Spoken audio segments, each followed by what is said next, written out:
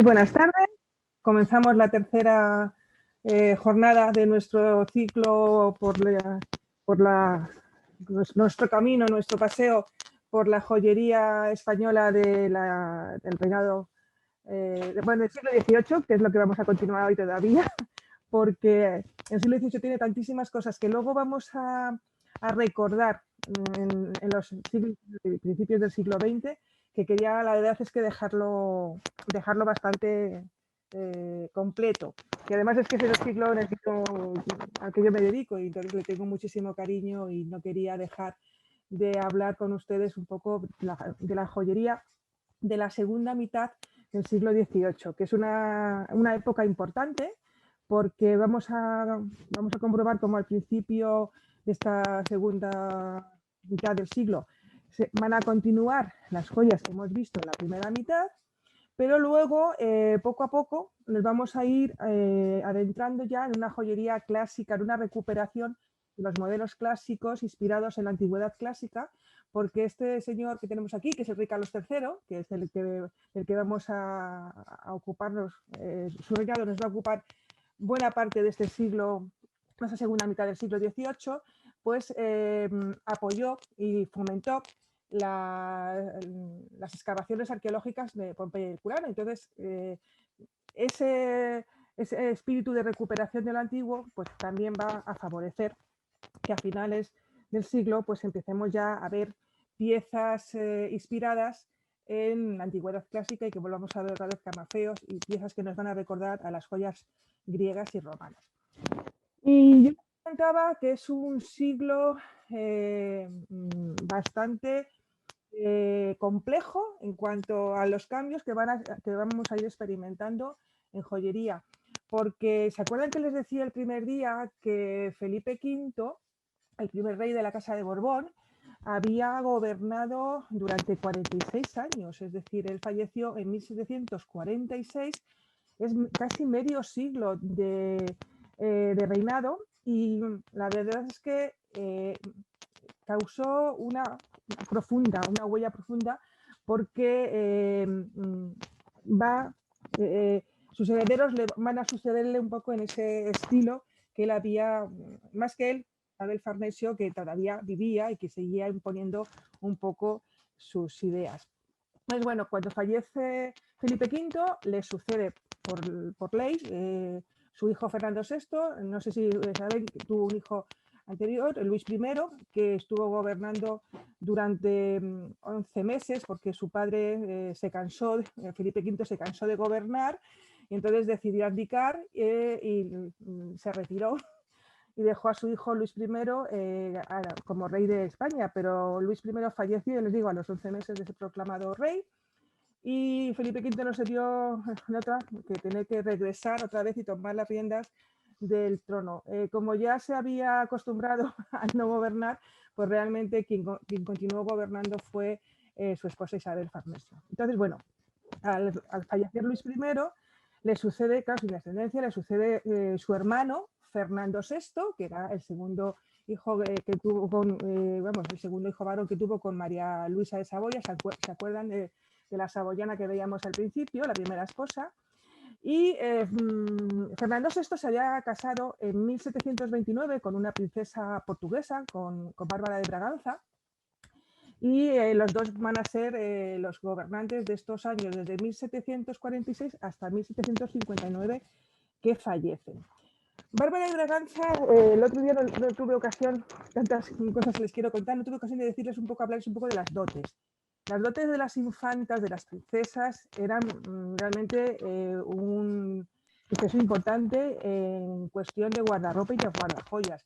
Y en el caso que nos ocupa, que es el guardajoyas... Disculpa, Amelia, es que hay alguien que está haciendo ruido porque está en abierto o algo del micrófono, que es muy, muy molesto. Claro, pues entonces lo mejor es que cierren todos el micrófono, porque si no, lo que me pasaba a mí la semana pasada, que también había alguien con el micrófono abierto y entonces yo un poco pierdo el hilo. Entonces, por favor, tienen todos abajo un símbolo que es el micrófono. Si lo pueden cerrar, se Vale, ya estoy mirando.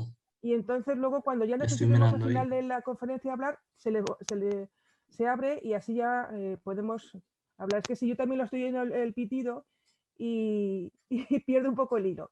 Entonces, bueno, les agradecería, yo les digo que cerrasen el micrófono, por favor. Entonces, bueno, como les estaba comentando, en el caso que a nosotros nos ocupa es el guardajoyas y el ajuar que se compraba para esa novia, claro, un ajuar nupcial de una princesa, de una infanta, era bastante importante. Y en aquel momento, Fernando VI se casaba con Bárbara de Braganza, una infanta portuguesa, y su hermana Mariana Victoria se casaba con el príncipe heredero, el príncipe de Brasil, con Joao. Entonces, ahí se crea una especie como de competición entre Felipe V y el padre de Bárbara de Braganza, que es Joao IV de Portugal, a ver quién puede hacer el ajuar más rico. ¿Por qué les estoy contando todas estas cosas? Pues porque el ajuar se encarga a París. El ajuar de Bárbara de Braganza se encarga completo a París. Y entonces las joyas, es curioso porque las joyas desde París pasan por el territorio español para llegar hasta Lisboa y luego esas mismas joyas regresan otra vez a Madrid ya en el cofre, por así decirlo, en el joyero de Bárbara de Braganza. Con Bárbara de Braganza también vinieron algún platero portugués. Entonces, la corte española en aquel momento trabajaron plateros de oro portugueses que convivieron con los plateros de oro españoles, por lo cual es lo que el otro día comentábamos un poco de la riqueza que en el siglo XVIII hay los intercambios de diseños y de joyas entre la joyería portuguesa y la joyería española. Por eso es una manifestación artística que compartimos mucho tanto los estudiosos, los investigadores portugueses como los españoles, ¿no? Por esas relaciones. Entonces, bueno, durante el reinado de Fernando VI y de Bárbara de Braganza, continuaron trabajando estos plateros, como por ejemplo Pablo Duarte, que estuvo trabajando para la reina. ¿Y qué ocurre? Pues que en 1759 Bárbara de Braganza fallece también sin descendencia, al poco tiempo fallece Fernando VI, no tuvieron hijos, y todas las joyas de Bárbara de Braganza regresan a Portugal porque forman parte de su herencia y ella se las regala a sus hermanas, a sus sobrinas. Es decir, que ahí hay un va y viene, por así decirlo. Hay un intercambio de joyas entre España y Portugal que va a ser muy curioso, y se lo estoy comentando todo porque vamos a ver a continuación cosas que voy a decir. Esto se está haciendo en España y esto se está haciendo también al mismo tiempo en Portugal. Y vamos a ver a lo largo de esta conferencia tanto piezas españolas como piezas portuguesas, y ya verán cómo el diseño es lo mismo, pero cambian los materiales. Bueno, entonces, ¿qué les digo? Fallece. Bueno, no les he comentado, si se dan cuenta, este retrato nos recuerda mucho al retrato de Isabel Farnese, y de hecho en algunas ocasiones se les ha confundido a ambas reinas, porque Bárbara continuó la misma estética que había utilizado Bárbara de Braganza durante los últimos años del reinado, antes de que falleciera su esposo. Entonces, volvemos a ver, si recuerdan lo que veíamos el primer día, pues la diadema a la Diana, recordándonos a la diosa griega Diana, cómo poquito a poco se van introduciendo elementos clásicos.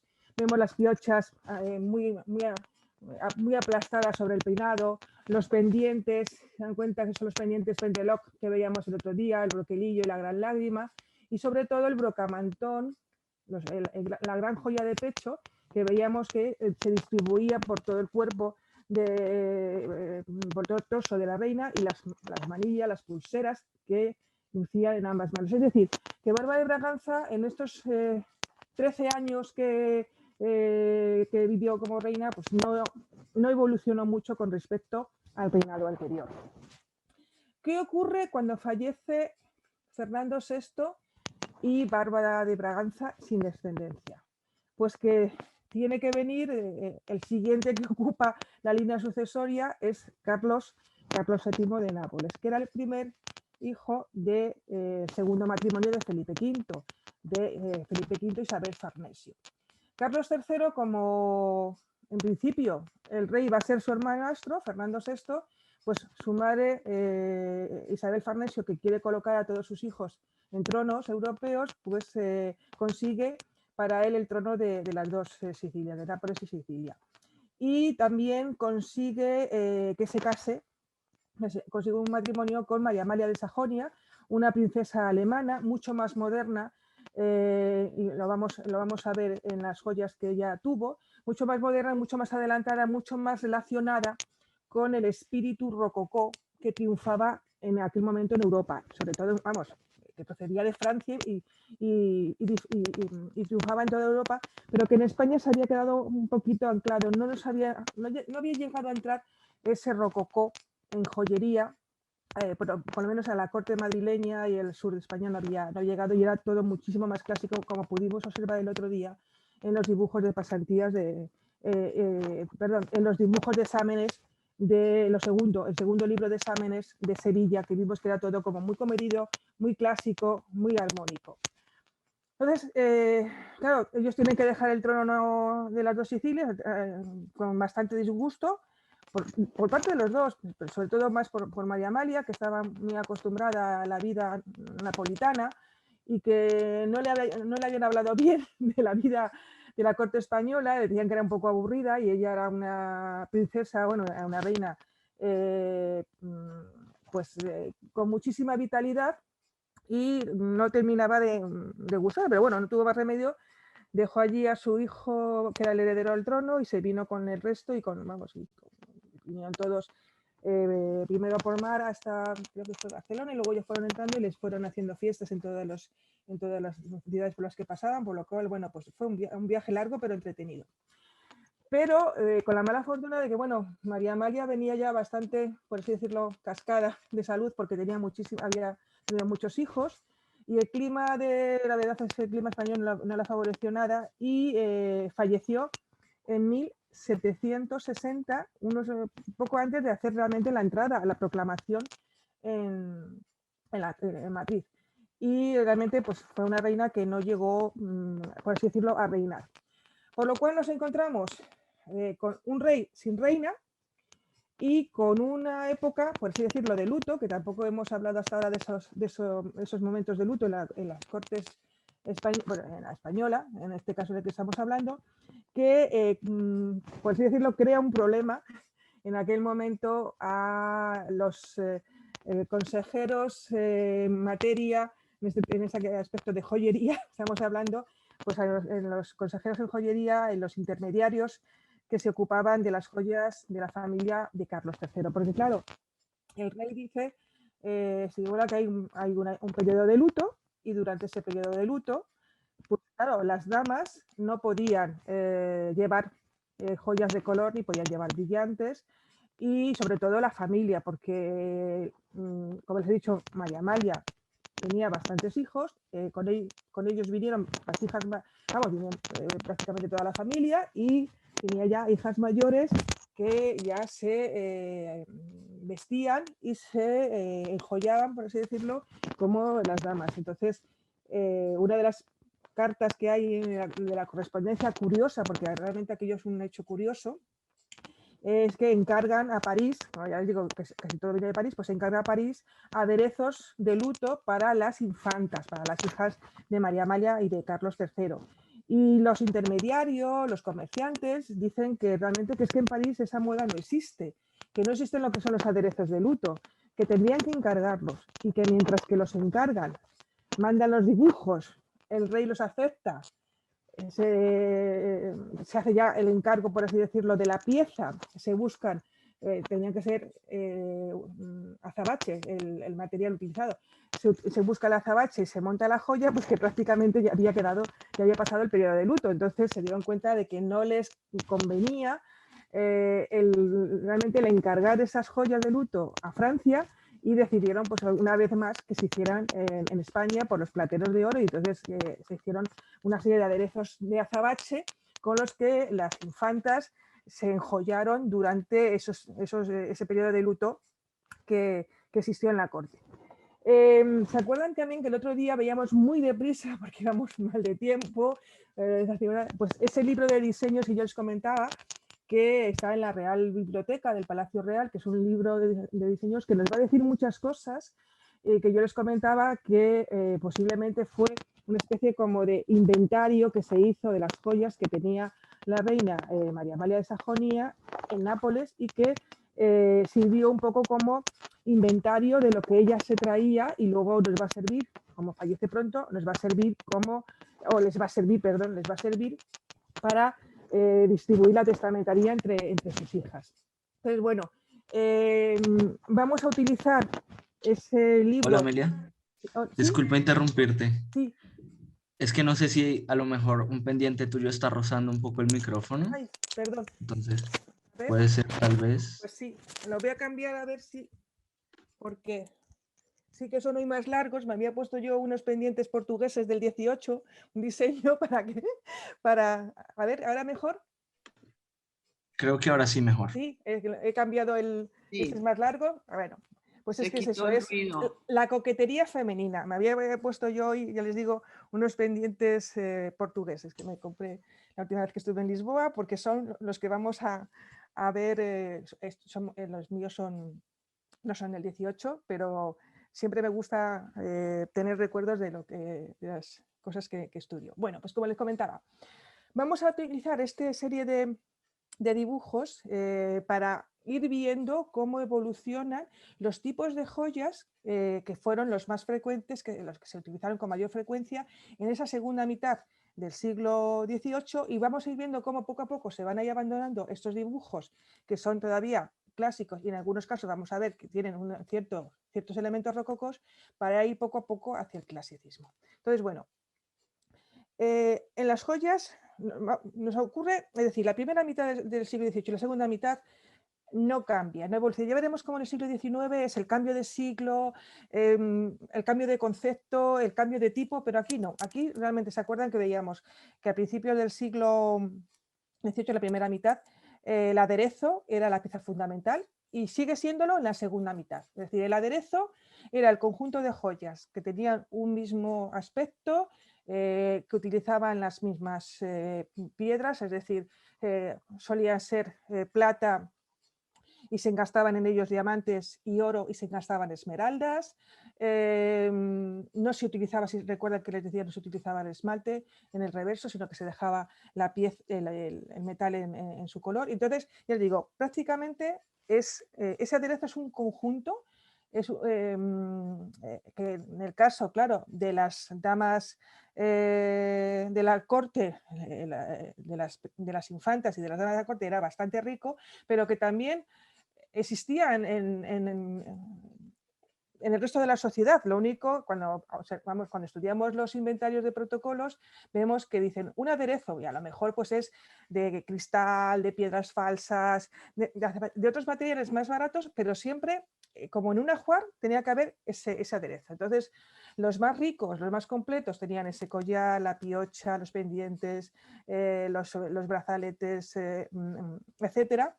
Pero realmente el que vamos a ver con mayor frecuencia es este tipo que les estoy yo enseñando ahora, que es pues eso, el collar, los pendientes, y en este caso lo que lleva son los muelles, los cierres de las pulseras, de los brazaletes.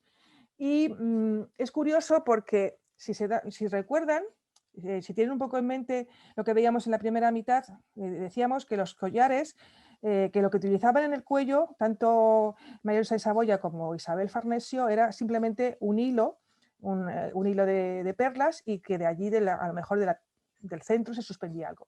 Ahora no, ahora en la segunda mitad lo que vamos a ver con mucha frecuencia van a ser los collares con herradura o los collares con caída. Y es simplemente por eso, con herradura, porque si se dan cuenta, vemos aquí, esto nos simula, nos da la apariencia de una herradura, y también, ya les digo, puede ser como una caída sobre el pecho, como veremos ahora en algún retrato que les he traído.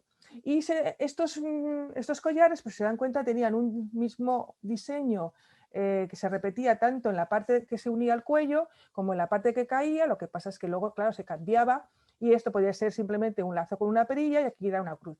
Y esto se podía cambiar.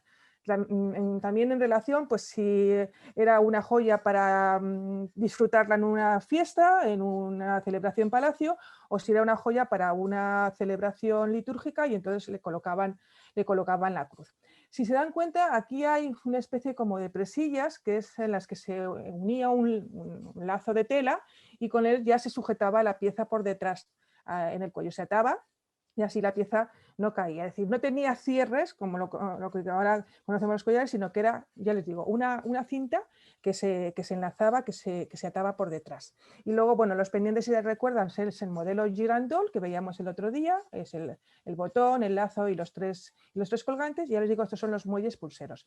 Les he entresacado simplemente estas dos lecturas, la tercera no tenía mucha importancia, pues para que vean, ¿no? que realmente estas anotaciones que tienen estos dibujos son los que nos han ayudado a pensar que era un muestrario, era un inventario de lo que tenía la reina María Amalia, y luego se utilizó ese inventario para, cuando se hizo la testamentaría, decir lo que quedaba, lo que faltaba y a quién se dejaba, ¿no? En este caso, pues aparece eso, esta perilla se ha mudado por otro diamante de este tamaño, de 100 y más granos, y en el otro ponía pues, que estos pendientes se hicieron nuevos porque los otros se enviaron a Nápoles, lo cual nos está indicando que realmente hay también piezas de María Amalia que regresan, que vuelven a Nápoles, pues para su nuera, ¿no? para la esposa de su hijo y para sus nietas.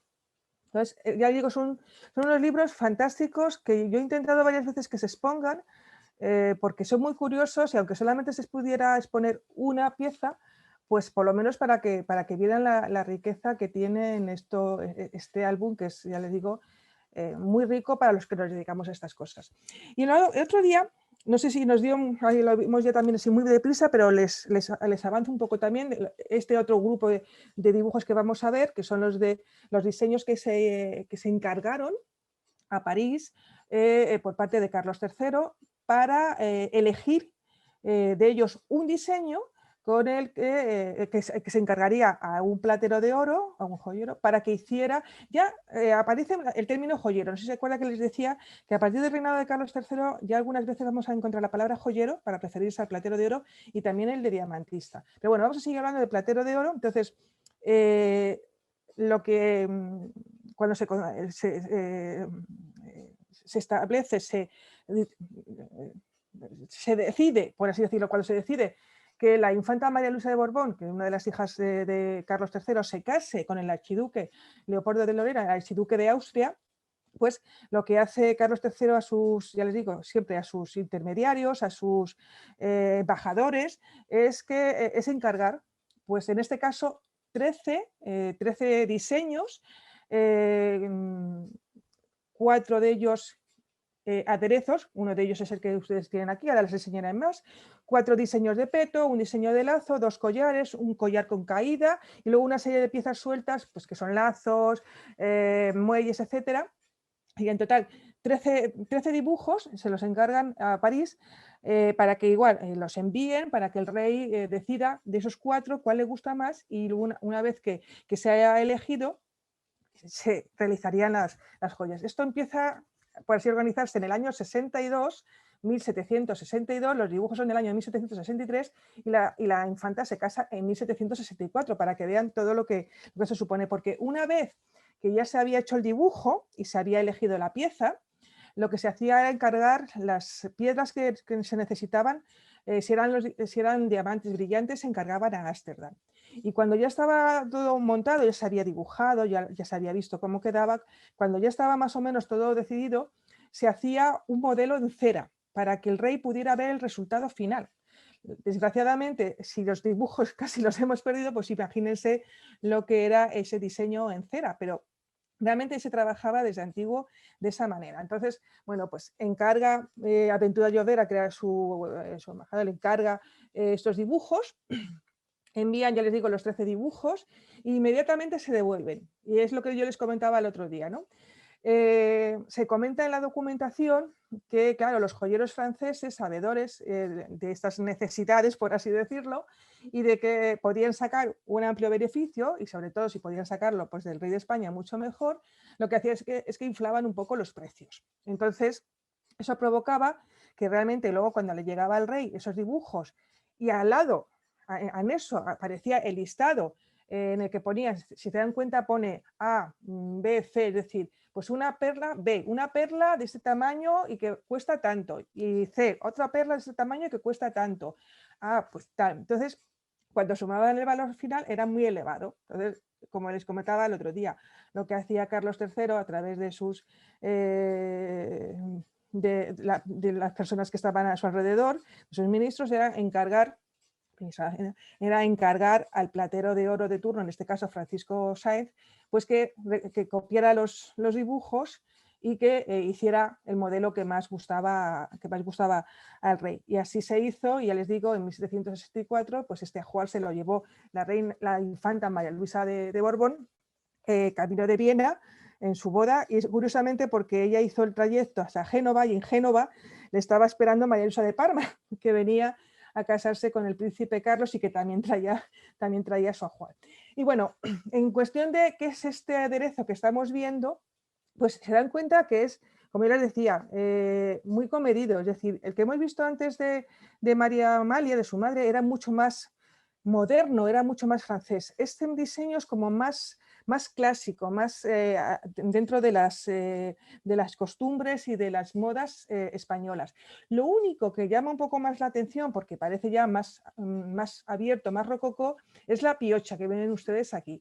Y que vamos a ver lo mismo en la siguiente. Este es otro de los dibujos, este es el número 3, ven que está ahí numerado. Y entonces lo mismo, ven que es una piocha que además tiene ahí un cisne muy bonito, y es una piocha como con un cierto movimiento, con un espíritu un poco más rococó, mientras que el resto de la pieza sigue siendo muy clásica. También vamos viendo, porque si nos fijamos en el dibujo, vemos que se van dibujando los diamantes que irían ya en cajas muy embutidos, ¿no? Es un poquito ya el anticipo del pavé, que luego vamos a ver, luego dicen, es que el pavé se ha inventado en el siglo XX. No, el pavé ya existía, lo que pasa es que con menos calidad técnica, que luego vamos a ver en el siglo XX, pero fíjense cómo se va viendo aquí este ya entramado de brillantes que van alternándose con las flores, que seguramente que tendrían alguna perla central, y luego esta pieza en la piocha vamos viendo ya un poco la ausencia de pedrería, lo que nos está dando a pensar que se está introduciendo otra vez el esmalte. ¿Se acuerda que yo decía que el esmalte había desaparecido al principio del siglo XVIII? Porque empezaron a introducirse en España joyas francesas fraudulentas que no tenían la calidad del oro, que la ley que se solicitaba en España, y entonces se prohibió el uso del esmalte. Pero siempre, cuando se va avanzando el siglo, y lo veíamos también en el siglo XVII, se va otra vez como relajando las normas y se va otra vez volviendo a costumbres antiguas. Entonces, a finales del siglo XVIII, otra vez vamos a ver la incorporación del esmalte a la joyería, para simular aquellas cosas que no se podían hacer con piedras, ¿no? Porque por mucho que existan se utilizaran los rubíes, esmeraldas, zafiros, topacios, etcétera, sobre todo los topacios que venían de Brasil, por esa relación que había con Portugal, pero siempre faltaba algo. Entonces, eso que faltaba, por así decirlo, se cubría con el esmalte. Entonces, era necesario incorporar otra vez el esmalte. Sí que se intentaba controlar que no hubiera otra vez fraude, no había, aunque lo intentasen controlar, pero ya les digo, se buscaban piezas como mucho más coloristas que vamos a ver en las próximas imágenes, ¿no? Entonces, bueno, ya les digo, estas son las joyas que se hacen para, que se realizan, uno de esos modelos para María Luisa, y no tenía ningún retrato de ella con estas joyas, pero sí que tenía otros dos, para que ustedes vieran cómo quedaría, por así decirlo, sobre el cuerpo sobre el pecho de la dama, ese collar con caída tan aparatoso, ¿no? Que le cubría todo. Por eso también esos amplios escotes, para que se pudieran ver bien las joyas, ¿no? Este sería otro diseño, ven, lo mismo, nos encontramos con que esa piocha muy movida, ya muy rococó, pero sin embargo el resto del diseño se mantiene siendo muy clásico. Y en este caso, si se dan cuenta, estamos viendo un collar con dos caídas, con dos herraduras, es decir, que es todavía como rizar más el rizo, es decir, el diseño es clásico, se mantiene esa línea comedida, ese equilibrio que no existía en el rococó, pero sin embargo se va enriqueciendo, se va agrandando. Y si recuerdan, a finales del siglo XVII también, que veíamos que cada vez iban haciendo más, lo veíamos con Margarita, que cada vez iban haciendo las joyas más grandes y que iban ocupando más el cuerpo de la dama, pues ocurre lo mismo con este momento, ¿no? En el que pues ya nos encontramos con un collar de dos caídas, que fíjese, lo más encontrado este retrato de Isabel Parreño, en el que, bueno, pues realmente se va ahí ya completando, enriqueciendo y cargando, por así decirlo, un poco la apariencia de la dama. Ven, si se dan cuenta que vemos ahí una piocha parecida a las que hemos visto y, como siempre, pues los pendientes Girandol, que ahora veremos cómo van a evolucionar y qué sorpresas nos vamos a llevar con ellos. Entonces, bueno, ya les digo, collar de 2 caídas. Y luego otro que a mí, la verdad, les tengo que confesar que me trajo al principio muchas preocupaciones hasta que encontré este dibujo, porque yo encontraba en los inventarios un collar a la devota, un collar a la devota o una devota. Y yo decía, bueno, ¿y qué será? Hasta que justo al encontrar los dibujos de María Amalia, que son los que tenemos ahora delante, pues ponía abajo esta devota con los 2 brazaletes y los 2 pendientes dibujados en el número primero, se remitieron al rey de Nápoles. Entonces ya te dices, bueno, pues ya sabemos lo que es una devota. ¿Y qué ocurre con esta pieza? Pues recibe ese nombre, luego ya buscando en diccionarios y estas cosas encuentras que lo llamaban así porque era la joya que llevaban las mujeres cuando iban a misa, ¿no? Entonces las devotas, las mujeres devotas llevaban este tipo de joya que se podía cambiar, igual que veíamos antes con los otros collares, también ocurría aquí con esta última pieza alargada, se podía quitar y sustituirla por una cruz. Y entonces es lo mismo, esta pieza se podía utilizar con un carácter civil o con un carácter religioso.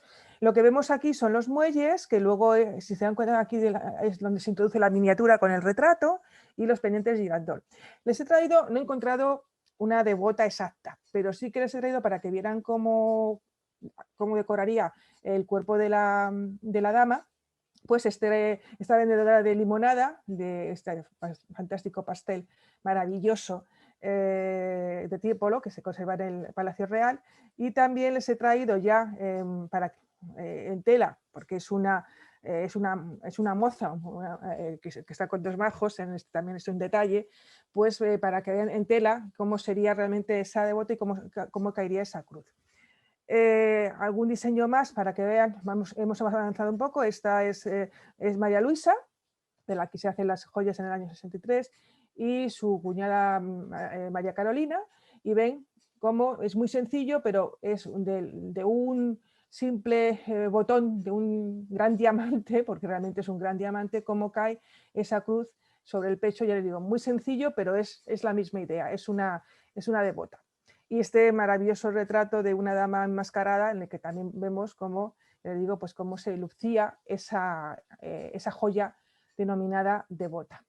Y esta me resultaba curioso porque siempre hemos hablado, los que nos dedicamos, de la relación entre lo textil, de la indumentaria y la joya, ¿no? Pues aquí vemos mejor este ejemplo en estos 2 retratos en los que se ve el mismo sistema de devota, pero está sustituido el diseño que hemos visto antes, realizado en pedrería, pues por un encaje, ¿no? Y al final, pues de nuevo, la cruz que les decía.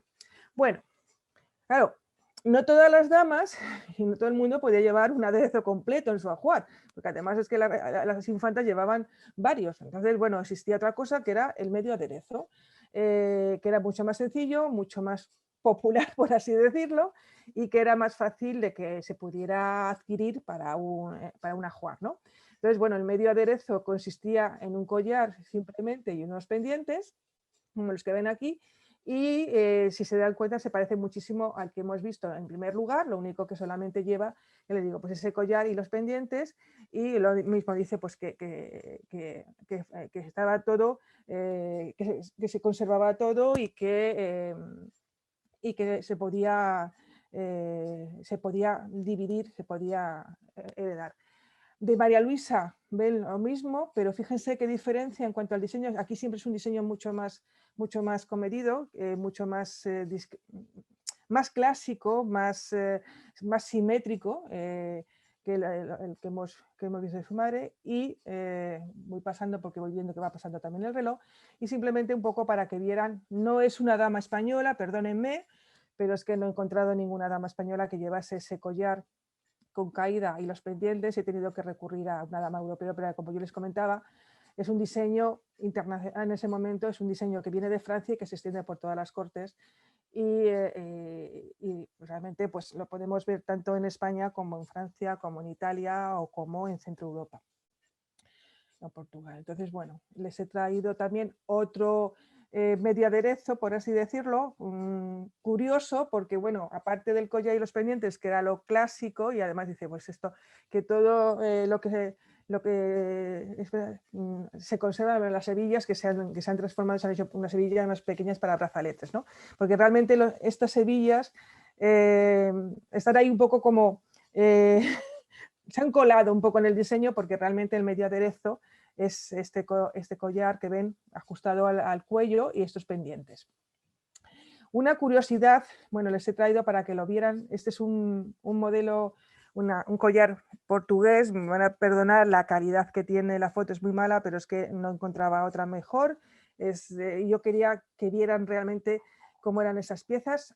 Afortunadamente, para nosotros, los que nos dedicamos, y también con tristeza por ver lo que hemos perdido, pero en Portugal se conservan muchísimas más joyas de los que se conservan en España de esta época. Entonces podemos saber, gracias, como yo les digo, como era un intercambio y había un intercambio entre las dos cortes y los diseños eran muy parecidos, nos podemos hacer una idea de cómo serían nuestras joyas si se hubiesen conservado, y ya digo, por eso ha sido el recurrir a este collar para que vieran realmente cómo quedaría y cómo sería su estuche, porque todas estas joyas, claro, no se lo he comentado, pero todas estas joyas siempre iban en su estuche, y gracias también a los estuches podemos saber algunas veces pues, lo que hemos perdido, ¿no?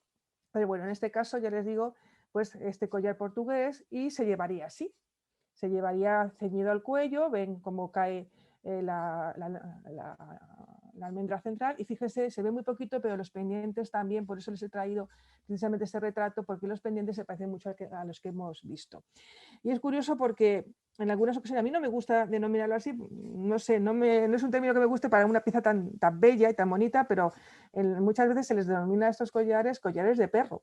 Y así aparecen también en los documentos, no mucho, pero aparecen. Es decir, que es un término que estaba, que se utilizaba en la época. No es un término que nos hayamos ahora inventado por esa manera que tenían de lucirlo. Y bueno, pues les he traído para que vieran a María Luisa de Borbón con uno de estos collares muy ajustados al cuello, que además en este caso, y en el que vamos a ver a continuación, que es el de María Luisa de Parma, pues llevan en la parte, en el reverso, llevan atada una cinta, que es la que les sirve para darle mayor consistencia y pues no sé si también un poco para aislarlo de la piel, porque realmente es que iban muy ajustados, y que servía, me imagino que por el reverso para atarlos, porque parece aquí como si se viera pues eso, el final de un lazo de tela.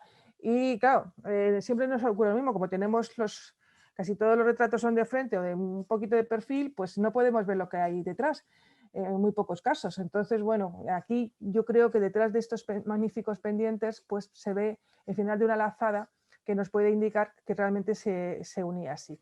Fíjense, lo curioso, no se pierdan porque no nos va a dar tiempo de llegar a los brazaletes, porque además yo prefiero no repetir tantas las fotografías, sino que ya que la tenemos, pues lo comentamos ahora. El brazalete siempre, los hilos de perlas y ese muelle, ese pulsero, como se denomina también algunas veces en los inventarios, con el retrato del prometido en este caso, ¿no?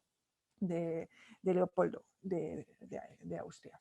Y bueno, pues ya les digo, según iba para Viena, venía de Parma María Luisa, una María Luisa muy joven, ya le iremos viendo cómo va a ir evolucionando su aspecto a lo largo de los años, y también pues trae lo mismo, los pendientes girandol y este collar, le ven, aquí se ve también muy bien la cinta de tela, y posiblemente le digo ahí también, no sé, parte de la peluca, parte del lazo, y ese lazo en el centro que va a ser tan característico de estas joyas, ¿no?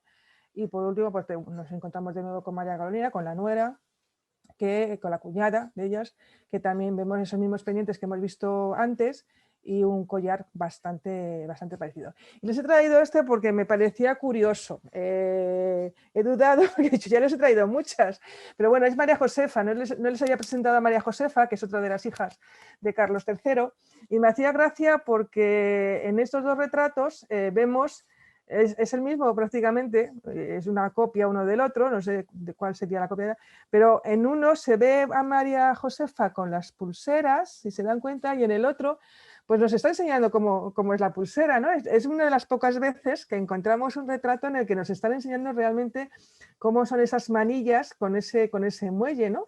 Y me hacía un poco, me ha resultado curioso que es ya les digo, es un gesto que no se suele ver en los retratos, porque son retratos oficiales, y parece que es un retrato como más privado, ¿no?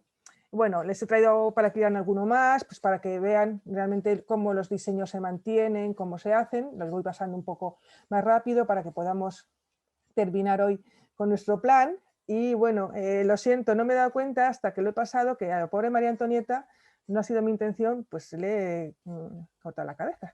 Lo siento, pero es que no me cabía la foto y lo que yo quería era resaltarles más. ¿Perdón?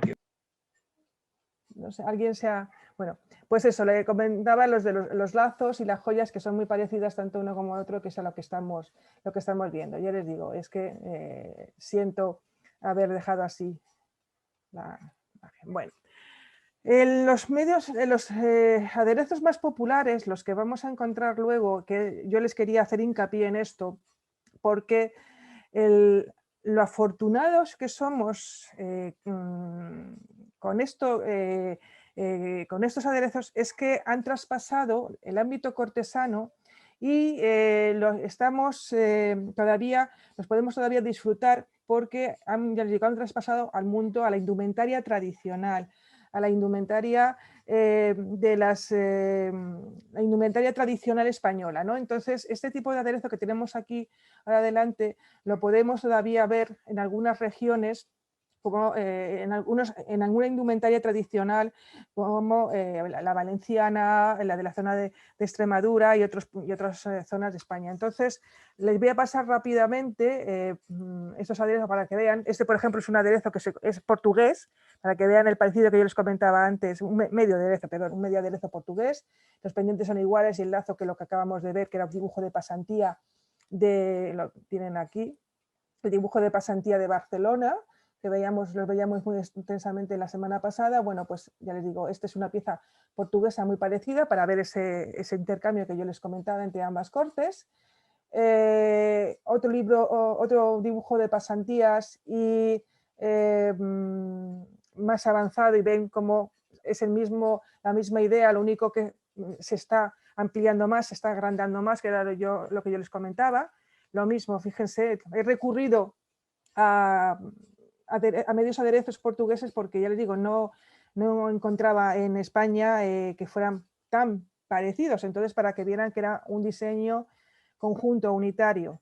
Este también, lo mismo, Barcelona, y este no, este ya es un medio aderezo español, en este caso además es fabricado en Córdoba porque en el reverso lleva las marcas del león rampante, que es la marca de plata de localidad de la ciudad de Córdoba. Pero este es un aderezo actual, es un aderezo que se puede utilizar, ya les digo, en la zona de Cáceres, en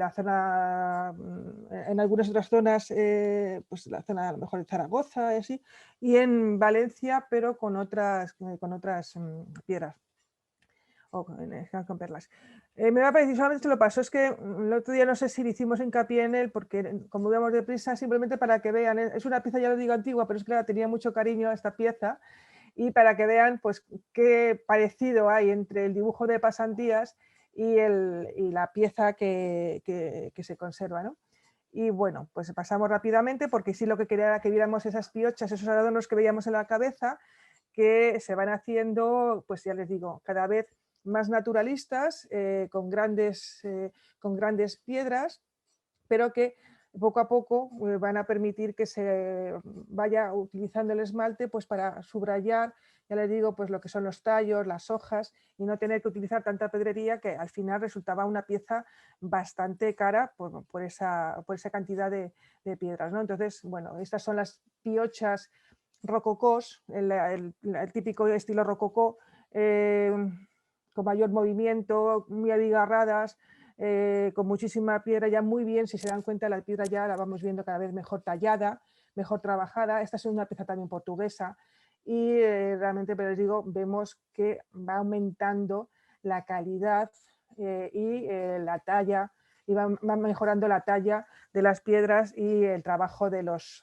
artífices, ¿no? Bueno, estos serían los dibujos de la Biblioteca Nacional. Claro, todo esto que estamos viendo aquí, que no lleva pedrería, pues imaginamos que sería esmalte para imitar lo más posible el natural, porque lo que se intenta en esta segunda mitad es imitar cada vez más la pieza, que la pieza imite cada vez más la naturaleza.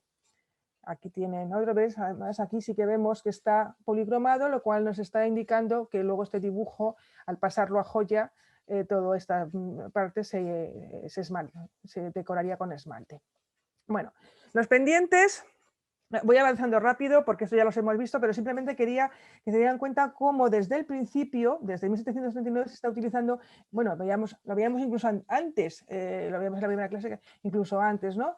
Que es el modelo Pendelock que se va a utilizar, pues ya fíjense, en el año 52 se mantiene este mismo diseño.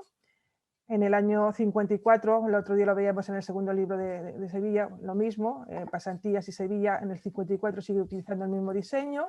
Y estos son unos pendientes de finales del siglo XVIII, principio del siglo XIX, pero que podemos encontrarlos en la actualidad, pues en la zona también de Toledo se fabrican, lo único que claro, se nota los materiales, porque aquí se ve que es una pieza del final del 18, principio del 19, por la manera todavía en la que está trabajado el metal, en el que se ve todavía el buril, donde vemos todavía este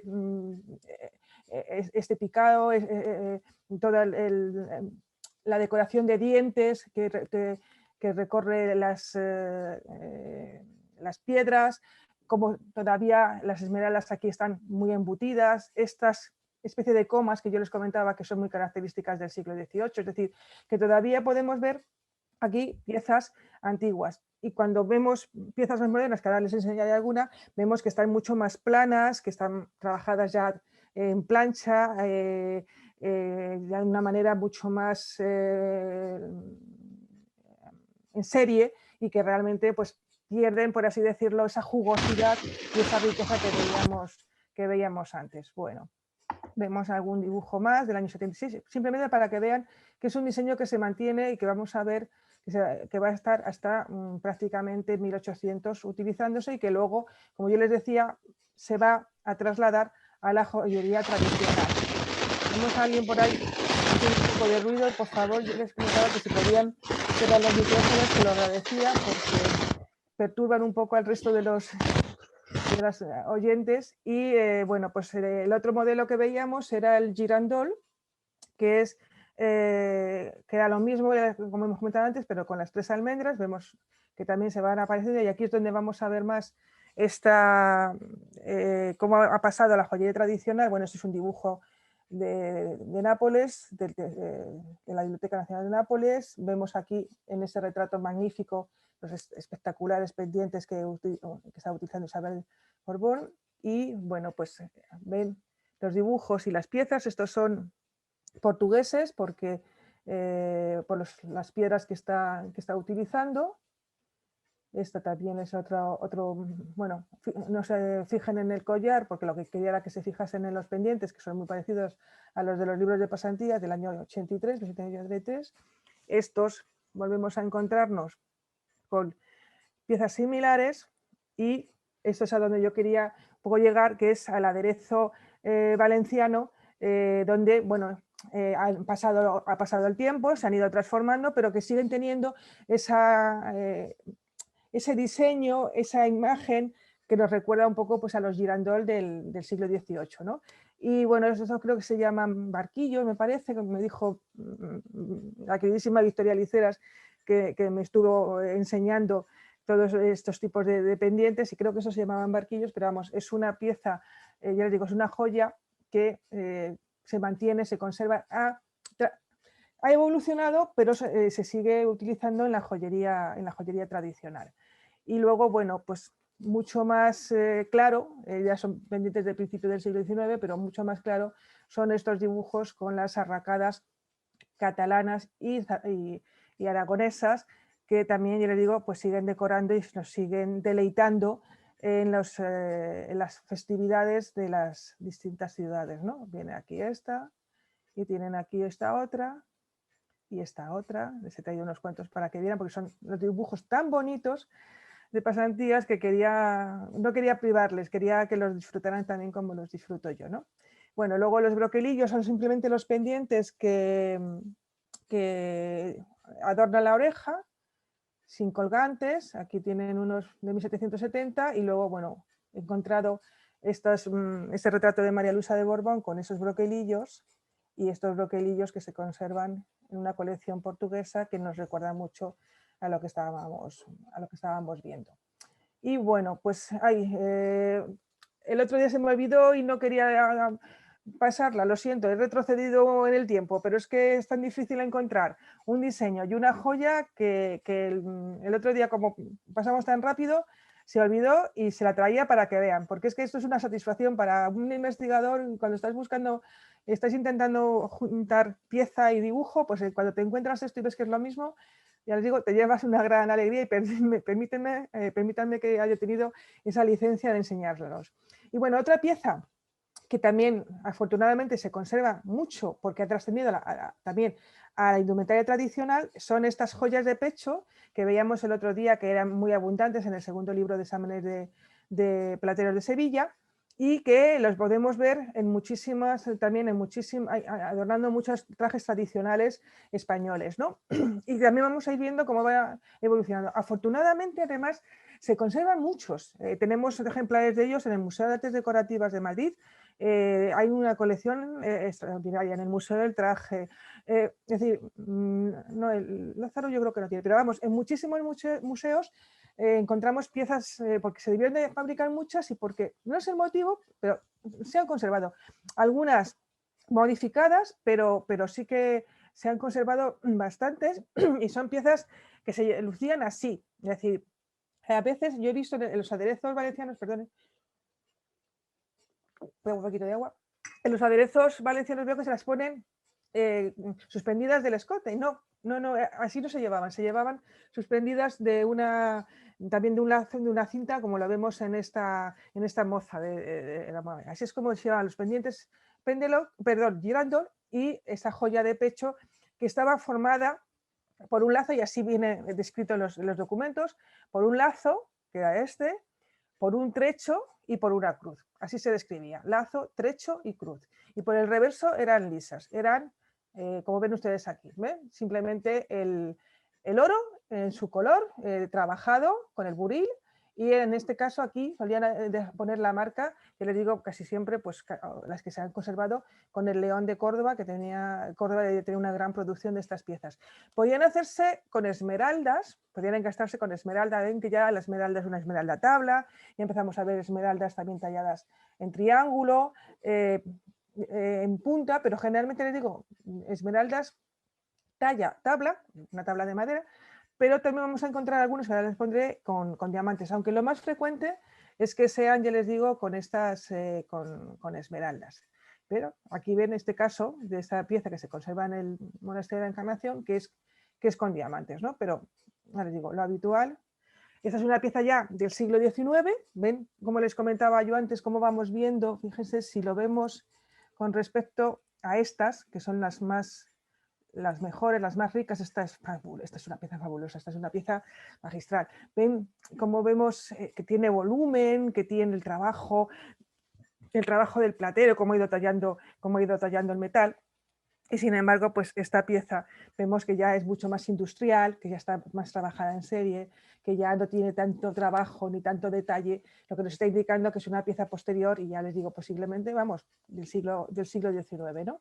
Y ocurre lo mismo, es una pieza del comercio actual, se está trabajando ahora en la zona de Salamanca, se están realizando estas piezas, porque ya les digo que sigue utilizándose en la indumentaria tradicional, y vemos que realmente es una pieza muy plana, donde ya las piedras están encajadas y donde ya realmente pues, no tienen esa calidad que veíamos en las piezas anteriores. Y luego nos han quedado restos que nos los podemos encontrar así en el mercado, algunas veces convertidos en broches, pues porque se ha perdido el lazo y el trecho o queda una parte, y bueno, pues se lo traía porque aquí se ve muy bien la talla. Fíjense, ya les digo, la talla tabla, embutida en el metal, muy embutida, se ve bastante piedra, pero todavía queda piedra oculta.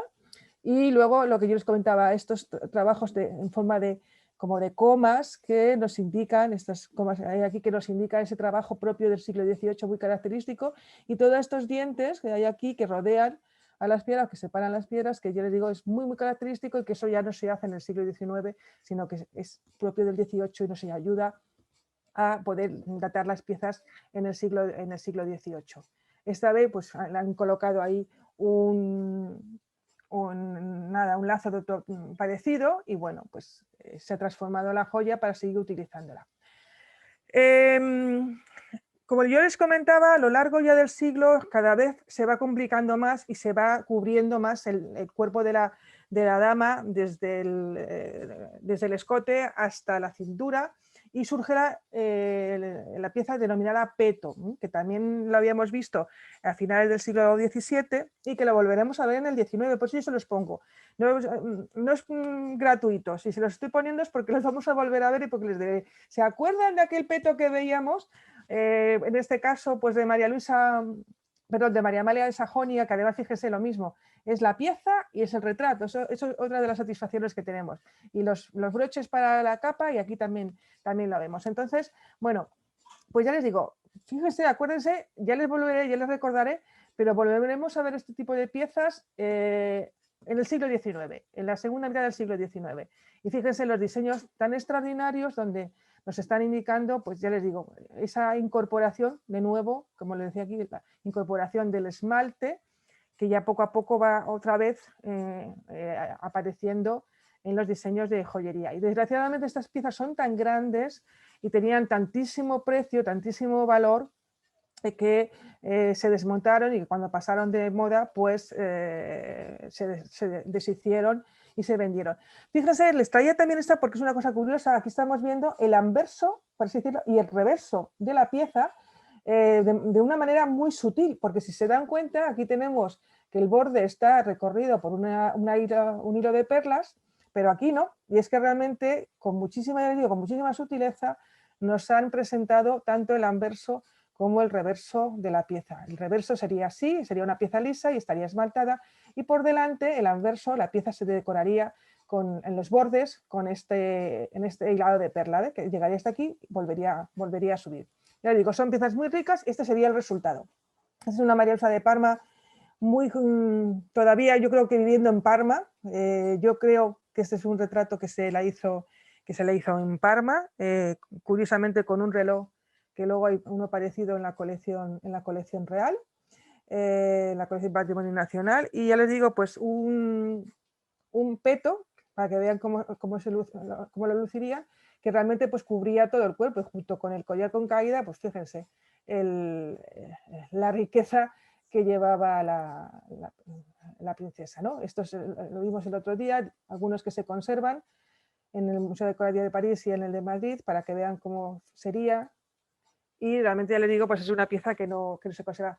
Me parece que ya estoy muy apurada de hora, pero voy a pasarles rápidamente las veneras que el otro día veíamos, pero y sobre todo, bueno, estos son muelles pulseros, para que vean, aquí irían unidos estos puntitos, es donde se unirían, se engancharían los hilos de perlas, pero quería también que pudiéramos ver, bueno, los pulseros aquí, quería que viéramos un poquito rápidamente las sortijas y terminar así con ellas y unirnos a la semana que viene, porque ven, he vuelto otra vez, he retrocedido mucho, me he ido hacia el año 1710 de nuevo, pero para que vean, fíjense cómo evoluciona muy poco el diseño de la sortija. Este es el chatón, estos son los hombros, el chatón va cuajado de piedras talladas, ¿ves? Los hombros van decorados con cincel, haciendo dibujos, y luego veremos cómo se van ahí también esmaltando. Y les he traído para que vean. Fíjense, esta es una sortija muy parecida a la que estamos viendo aquí, lo cual hace pensar que puede ser una sortija de esa época, pero va a ser un diseño que vamos a encontrar durante todo el siglo. Y es un diseño que va a cambiar muy poco, es decir, es el diseño en roseta, como se denominan los inventarios, con esa piedra central, esa talla tabla, fíjese que bien tallada, todas las piedras alrededor, todas embutidas, y estos diamantes en los hombros, también con la talla tabla, y luego ya ese trabajo que yo les decía en cincel, trabajando, ya dibujando en el metal esos diseños un poco vegetales, ¿no? Y bueno, les he ido para que se los voy pasando rápido porque es el mismo diseño, pero para que vean que es el mismo siempre, en 1715, 1727, el 32. ¿Se acuerdan que les decía que en algunos dibujos de pasantías pasaba desapercibida la pieza, muy inadvertida? Pues aquí lo tienen. Este otro dibujo, ¿ven? Esta pieza un poco más tosca, pero le traía porque es una pieza curiosa. Fíjense el volumen que tiene el chatón, un chatón en roseta, ven, fíjense lo que yo les comentaba antes, ese trabajo de simplemente que se había hecho con el buril, ahora ya se va rellenando con esmalte, y cuando se abría la sortija, cuando se abría el chatón, pues nos encontramos que ahí tenía un pequeño habitáculo, pues para contener algo, ¿no? Podría ser rape o podría ser otras cosas, pero es esos secretos que tenían también las joyas, ¿no? Vemos aquí un modelo más, fíjense, como yo les comentaba antes, cómo están, en este caso la esmeralda está muy embutida, está muy escondida. Las laterales ya están un poco más abiertas, pero realmente aquí todavía, pues es lo que comentábamos el otro día, ¿no? Que decían que los plateros españoles no sabían todavía muy bien cómo avanzar en el engarzado de las piedras, pero veremos que a finales ya del siglo XIX ya empiezan a aparecer las joyas en garra, ¿no? Y esto que ven aquí, esta crestería, pues es muy habitual de esta época. Entonces también, pues eso lo ponía para que la vieran. Fíjense qué bonito los hombros el arranque del aro, con esa decoración vegetal muy tallada, ¿no? Y les he traído también esta pieza para que vean que hay otro diseño, es el diseño que se conoce como mariposa, chatón en forma de mariposa, que lo vemos también aquí, en el año 41 se mantiene, y la vemos también en el año 42, y en esta pieza que ha llegado hasta nosotros, y que, pues, fíjense, y recuerden esto, porque lo volveremos a ver, no sé si nos va a dar tiempo, yo creo que sí, que llegamos a tiempo para que lo vean, porque este diseño así, con estas voluptas ahí reunidas, lo vamos a volver a ver a finales del siglo. Es decir, que son piezas que se mantienen. Ese es un diseño, esta es una pieza de principios, es una pieza todavía en la que estamos viendo, pues eso, que aquí se ha perdido una de las piedras y vemos que estará embutida, que todavía no se ha sabido tallar bien ni sobre todo engastar. Entonces es una pieza todavía bastante primitiva, ¿no? Para lo que vamos a ver a continuación. Y luego les he traído también este diseño porque me ha resultado muy curioso, para que vean los diseños actuales de los corazones y las joyas sentimentales, pues ya existían en el año 1753, y es un modelo que ya les digo también va a mantenerse. Y fíjense, por ejemplo, pues en este anillo tan magnífico que Napoleón regaló a Josefina, ¿no? Es el diseño muy parecido, las lágrimas están dispuestas en otra forma, pero realmente la idea es la misma. Y bueno, les he traído para que vieran 1769, continuamos con los mismos, y ya en 1792 es cuando vamos a ver las primeras piezas ya más, estas son las sortijas lanzaderas, las piezas que nos van a recordar más al mundo clásico, esa recuperación del mundo clásico que yo les comentaba y que vamos a tener ya que ver con mayor detalle la semana que viene, porque yo creo que ya nos queda poquito tiempo. Y bueno, yo les quería también enseñar esta otra, este dibujo que es muy curioso, Y lo que les comentaban, fíjense, estamos en 1805, y fíjense, no es lo mismo, pero es muy parecido, nos recuerda un poco el adorno de ese chatón, lo cual, una vez más, era para subrayarles a ustedes cómo los modelos, los diseños se mantienen y son cíclicos y realmente pues se va, es un ciclo, ¿no? Nunca, es decir, aquí se termina y ya no se vuelve a hacer, sino que se retoma, ¿no? Y es pues es frecuente siempre en moda. Siempre decimos, no hay nada inventado, todo vuelve, pues para que vean que siempre ha sido así. Y bueno, quería simplemente, porque nunca nos acordamos de ellas, pero las hebillas también forman parte de la joyería y les quería traer simplemente unos dibujos. Ya veremos más hebillas porque en el siglo XIX ya hay más y se conservan más, pero simplemente para que vieran que también a finales del XVIII se estaban haciendo estas magníficas hebillas, que es otra pieza a tener más en cuenta. Y bueno, pues hasta hoy hemos llegado aquí, no sé cómo vamos de hora me he pasado también, lo siento, pero espero que quede algunos minutillos por si quieren hacer alguna pregunta. Como el otro día íbamos más accidentados, hoy afortunadamente la sesión ha sido mucho más tranquila, creo, y si quieren preguntar alguna cosa, comentar, alguna cosa que nos quedara alguna duda de las semanas pasadas, pues aquí estoy a su disposición. Muchas gracias, Amelia. Ha sido preciosa. Hola, Benjamín, ¿qué tal? Hola, buenas, que no te saludé antes. Buenas tardes. Ha sido preciosa la conferencia. Ay, por lo menos he sido más tranquila, porque no se pueden imaginar cómo terminé la semana pasada de nervios. Bueno, sí, no hay que estar nerviosa. Ha sido preciosa la conferencia, sí. Así que me alegro mucho de verte. ¿Alguien quiere hacer alguna pregunta?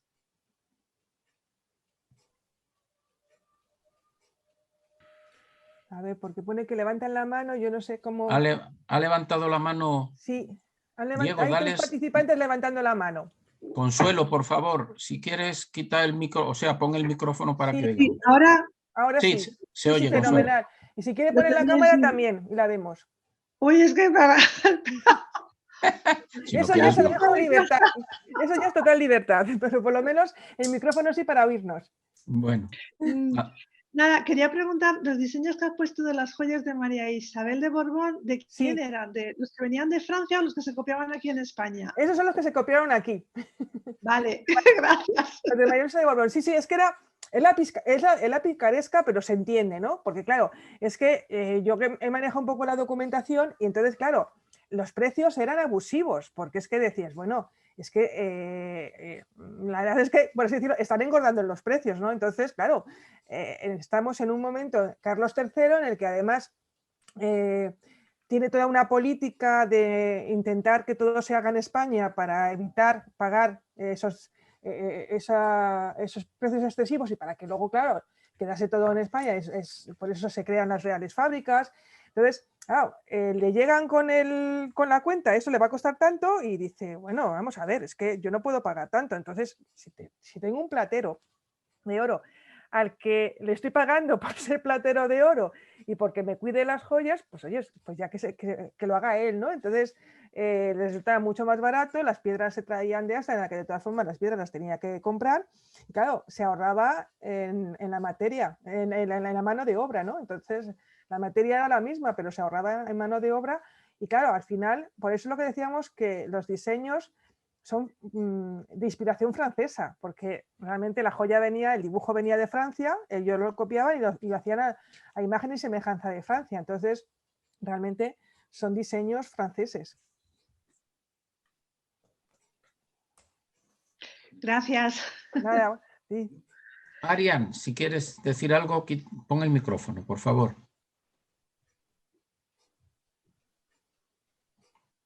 Yo no sé si me ven a mí o no, porque es que... Sí, sí, ¿me veis? sí se te ve, sí se te ve. Es que yo no me veo, entonces no sé si... Marian, ¿querías preguntar algo? Nada, a ver, les hemos dejado sin micro. Perdón. Sí. Hola, que ya puestos, ¿las joyas de azabache queda alguna o de esas no queda ninguna? No, tampoco. Bueno, vamos a ver, hay piezas en los museos, lo que pasa es que, claro, el problema que tienen las joyas es que, como les comentaba el primer día, como no llevan marca, vamos, hay muy pocas que tengan marca, las de Córdoba que hemos visto, pues entonces no sabemos con exactitud quién las hace y cuándo las hace. Porque claro, en plata un cáliz, pues te viene la marca del artífice, la del contraste, con su fecha, entonces podemos decir, bueno, pues esta pieza es de fulanito y lo ha hecho en ese momento, ¿no? Entonces más o menos, luego a lo mejor puedes cotejar información de archivo y puedes decir, pues mira, esto se lo encargó Carlos III fulanito y lo hizo en esta fecha. En el caso de las joyas no tenemos esa marca, entonces como no tenemos un poco que... por eso yo lo que les decía que para mí era tan importante el tener los libros de pasantías, porque tienes que comparar con los dibujos, con los retratos, algunas veces las joyas de los retratos están inventadas, entonces es difícil. Y claro, aderezos de azabache sí que se conservan, la verdad es que se conservan los museos mucho más de lo que pensamos, porque muchas veces decimos, es que en España no se conservan joyas, porque es que no, tenemos unos museos muy ricos, con unos fondos muy ricos y muy amplios, y realmente, por ejemplo, en el Museo del Romanticismo sí que se conservan aderezos, claro, del siglo XIX, que ya los veremos la semana que viene, pero afortunadamente tenemos museos con joyas importantes, y yo siempre animo a, pues eso, la verdad es que es una pena, en el Museo de Artes Decorativas antes se veían más piezas, pero por ejemplo en el Lázaro Galdiano se ven muchísimas piezas, entonces yo siempre les animo a que visiten los museos porque es donde se ven las piezas, el Museo del Traje también, ahora que ha vuelto a abrir sus puertas y tienen esa riqueza de colecciones, entonces, y luego también los camarines, hay algunos, por ejemplo en el camarín de la Virgen del Pilar, pues también conservan joyas de otros camarines que nos ayudan a conocer las piezas, pero sí que se conservan algún aderezo de luto, lo que pasa es que no podemos atribuirlo a ninguno de los personajes de los que hemos hablado hoy. Gracias. Nada. José Luis, si quieres decir algo, por favor. Hola, buenas tardes. Hola, ¿qué tal? Me ha parecido interesantísima la charla que nos ha impartido. Una cosa como joyero que me ha llamado la atención y es lo que me has comentado al principio un poco de que desaparecen los esmaltes o que tienden a desaparecer a principios de siglo. Sí. Y o mejor dicho, empiezan a desaparecer y decías que antes se estaban usando los esmaltes porque para enmascarar un poco el fraude, para enmascarar la poca calidad. Entonces, sí, a ver, mi pregunta, perdón un segundo, sí. Mi pregunta es, ¿la poca calidad del metal con que se usaba en las piezas o la poca calidad en cuanto a manufactura de las piezas? ¿O bueno, ambas dos? Las dos cosas, por así decirlo. No, realmente esto, ya saben que hay una serie de leyes, que bueno, lo que comentábamos el primer día, que los gremios tienen una serie de leyes, una serie de ordenanzas, entonces se establecía, eso en España, se establecía que la ley tenía que ser, ahora mismo de memoria, no voy a decir, pero vamos, tenía que tener una calidad, que las piezas tenían que tener toda, si eran de oro, tenían que respetar esa ley, que tenían que ir marcadas, pero eso ocurría en España, no ocurría, por ejemplo, en Francia. En Francia, la ley era mucho más liberal, por así decirlo, y no exigía tanto. Entonces, la ley de Francia, la de ley del metal, era menor, es decir, el metal, el oro era de peor calidad que el oro español, por así decirlo. Entonces, lo que hacían en España, en España no existía, por así decirlo, ese fraude. Ahora vamos a ponerlos para aclararlo un poco mejor, ¿no? Habría que hablar mucho de esto, pero bueno, en España se controlaba mucho que no hubiera ese fraude, pues ya les digo, en los gremios, etcétera, por los exámenes que se hacían y por las inspecciones que hacían, porque hay mucha documentación muy curiosa ya en los archivos que dicen cómo se hacen realmente pues esas especies como de revisiones, no redadas, pero sí que se iban por los comercios, los encargados de que se cumpliera la ley, y entonces se hacían pruebas y si había una pieza que no tenía la ley requerida, se destruía o se le decía tiene que arreglarlo, tiene que hacerlo bien, ¿no? Entonces en España se controlaba bastante, pero en Francia no. Y a finales del siglo XVIII lo que pasa es que hay una entrada a través de la frontera masiva de joya francesa, precisamente porque llama mucho la atención y porque los reyes también en parte al ser franceses entonces empiezan a aparecer a pasar por la frontera muchísima pieza francesa que tenía, claro, menos ley, el oro era de menor ley, y que para enmascararlo, para que no se dieran cuenta, lo que hacían es que esmaltaban. Entonces, por una parte era, claro, la calidad de la pieza no era tan buena. Si se está viendo el reverso de una pieza, ves si realmente está bien trabajada, pero si la enmascaras con un esmalte, pues ya disimulaba, ¿no? Entonces se empezaron a dar cuenta que se estaban introduciendo muchas joyas esmaltadas, y que una vez que luego se ponían, por así decirlo, los expertos a dictaminar su valía, se daban cuenta de que no estaban a la altura de las piezas españolas. Entonces dijeron, bueno, pues entonces se prohíbe el uso del esmalte y que la pieza tenga que estar en el reverso en su color.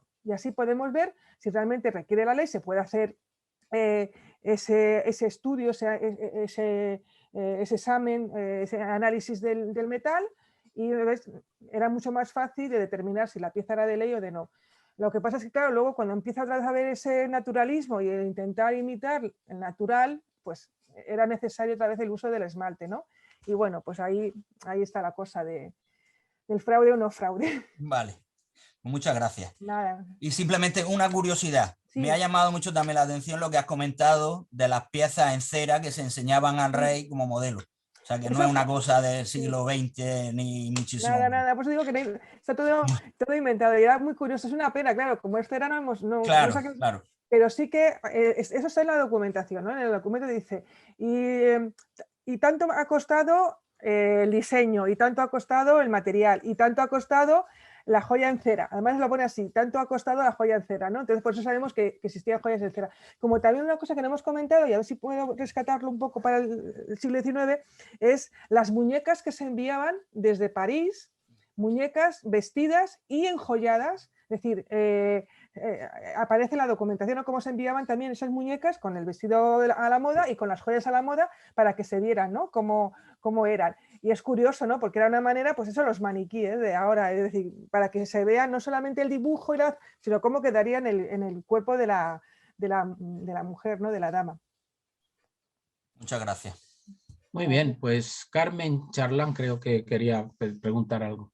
Pues sí, hola, ¿qué tal? Hola, ¿qué tal, Carmen? ¿Qué tal? Buenas tardes. Bueno, muchas gracias por las conferencias que son preciosas. Muchas gracias. Solamente una pregunta de la semana pasada. Como hablabas de los libros de exámenes y de pasantías, ¿había también de Córdoba?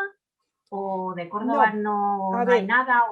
No, los libros de pasantías, los únicos que se conservan son los de Barcelona, como libros de pasantías. Se llaman así, vale. Barcelona. Pero luego, libros de exámenes están los de Sevilla, los de Pamplona, los de Valencia y los de Granada. Posiblemente quedan cosas sueltas de los exámenes de Madrid, pero no están encuadernados como tal. Y luego estaban los libros los libros de Sevilla, era lo que decíamos que ya estaban, los dibujos ya estaban seleccionados, que no era lo mismo que ocurría con los de Pamplona, pero no, Sevilla, Granada, Valencia y Pamplona. Que sepamos, vale. Cosas sueltas, y yo espero que aparezcan más alguna vez. Tienen que estar en algún archivo, tiene que quedar alguna cosa todavía, seguro. Seguro que sí. Muchas gracias. Nada, a ti. Vale, Amelia, me piden por aquí que ya vamos terminando. Sí. Quedan Lola Ramos y Salvador y Marian querían preguntar. Si queréis preguntar algo muy rápido, por favor. Lola. Sí, hola, muchas gracias. Muy interesante. Te saludo desde México. Gracias. ¿Habría manera de que nos pudieras dar así como en qué museos pudiéramos revisar, ya sea si hacemos una visita más adelante a España, y pues para conocer esto? ¿Y qué bibliografía? Yo he disfrutado mucho las imágenes que has sacado de las reinas con sus piezas. ¿Dónde puedo ver con más calma las imágenes? Pues yo los voy preparando de aquí a la semana que viene, y lo que hago es que se lo mando a Benjamín y que os lo haga llegar a través de correo electrónico o así, ¿os parece? Claro que sí. Creo que va a ser lo encantado. Mejor, ¿no? Yo os lo mando a vosotros y vosotros luego lo distribuís, porque es que si no os me vais mandando el último día, os puedo también dejar mi correo electrónico y me escribís. Pero, lo que quieras, pero si quieres que seamos nosotros, con mucho gusto lo hacemos. Sí, yo lo hacemos a través de las dos vías y así lo tenéis ahí estupendo, vosotros. Estupendo. Muy bien, pues muchas gracias, Lola. Salvador, ¿quieres decir algo rápido? Hola, muy buenas tardes, Benjamín. Gracias. Buenas tardes, Amelia. Encantado de estar con vosotros. Tengo unas preguntitas que se me han venido ocurriendo sobre la marcha. El tema de las piedras. Comentabas que buscaban a sus proveedores los diamantes en Amberes. ¿De dónde venían las piedras que se utilizaban en esa época en España? Sí. ¿Y venían ya talladas o se tallaban aquí? ¿Habían talleres de lapidado aquí? Sí. No, venía la piedra y luego se tallaba. Es decir, los diamantes solían ser, pues eso, de Ámsterdam, de Amberes, pero sobre todo las cuentas vienen de Ámsterdam. Las esmeraldas venían de América. Además es que eran famosísimas las esmeraldas españolas y por eso pasaban por aquí y se distribuían por Europa, porque eran muy importantes. Los topacios eran de Brasil, venían a través de Portugal. Luego más piedras así, los zafiros, tendría que mirarlo ahora porque yo realmente es que de gemología siempre lo he dicho. Tengo mucho cariño al instituto, yo hice un curso de gemología, pero no conseguí avanzar mucho más. Pero lo voy buscando también y os lo voy contando. Y sobre todo como la semana que viene ya vamos a incluirnos con más piedras, pues ya os voy diciendo. Ajá. Y una cosita más, el tema de los engastes que comentabas que eran muy rudimentarios, ¿cuándo comienzan a cambiar, a tecnificarse, a mejorarse la técnica? Claro, pues ya a principios, ya a finales del 18, lo que estamos viendo, ya empiezan a aparecer los diseños que ellos llaman engarras. Y luego los diseños colgantes, es decir, que ya van apareciendo otras denominaciones, pero sobre todo lo primero que empiezan son los diseños en garra, y que son los que ya más o menos vamos conociendo. Pero es hasta más a finales del siglo XVIII cuando aparecen este tipo de diseños, de engastes. De engastes. Ajá. Y solo una curiosidad, no quiero entreteneros más, que ya es tarde. Cuando hablabas de que los joyeros franceses hinchaban el presupuesto, notoriamente, ¿se sabe cuánto? No hay un porcentaje. Lo único que en la documentación de los archivos dice que han aumentado mucho el precio. Lo único que pone eso es que solían decir, tienen un elevado valor.